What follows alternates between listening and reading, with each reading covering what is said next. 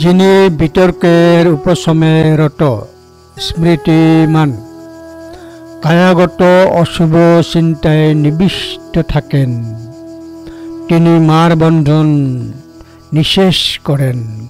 ধম্মপদ 350। যিনি বিতর্কের উপশমে রত স্মৃতিমান, কায়াগত অশুভ চিন্তায় নিবিষ্ট থাকেন, তিনি মার বন্ধন নিঃশেষ করেন। ধম্মপদ 350।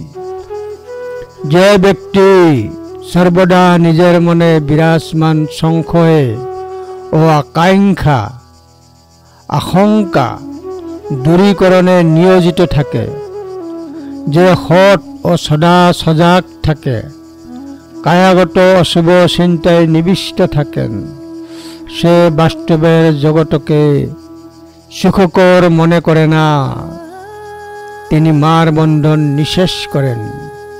সে তৃষ্ণা দূর করবে এবং মৃত্যুর বন্ধন ছেদ করবে। ধম্মপদ 350।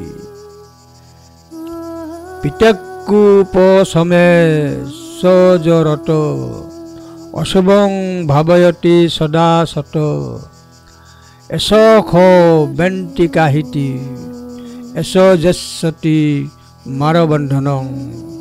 ধম্মপদ 350।